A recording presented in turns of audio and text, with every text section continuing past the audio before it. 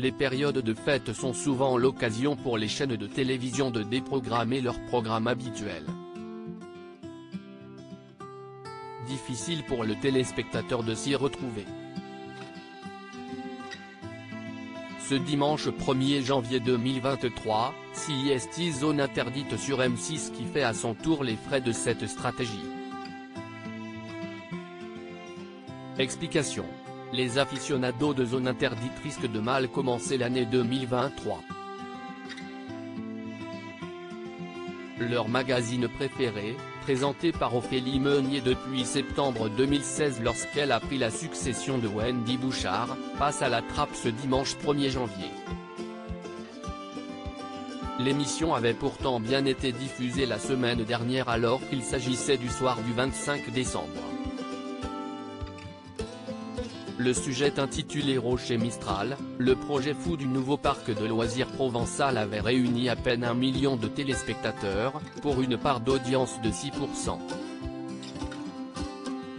M6 se classait alors 5e chaîne en prime time ce soir-là, juste derrière TMC avec le film Les Trois Frères. Le retour est très loin derrière TF1, leader avec le film Last Christmas avec Emilia Clarke et Emma Thompson qui a rassemblé 2,2 millions de téléspectateurs.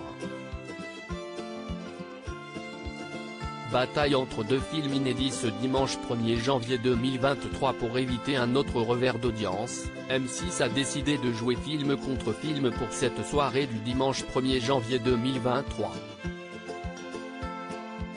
TF1 propose en effet un long métrage inédit en prime time, L'Appel de la forêt.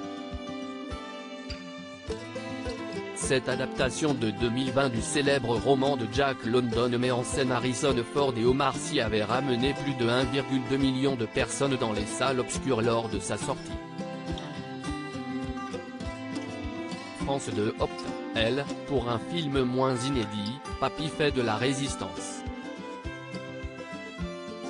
Ce film culte du cinéma français, multi-rediffusé, devrait à nouveau bien fonctionner. CIST un film inédit en revanche que va proposer M6 ce soir, Le Voyage du Docteur Dolittle. Robert Downey Jr. plus fort que Harrison Ford ? Dans cette nouvelle suite des aventures du Docteur Dolittle, personnage rendu célèbre par Eddie Murphy est capable de communiquer avec les animaux, CIST l'acteur Robert Downey Jr. qui reprend le rôle-titre. Une pléiade de stars s'était amusée à doubler des animaux, comme Marion Cotillard, Selena Gomez, Tom Holland ou Emma Thompson.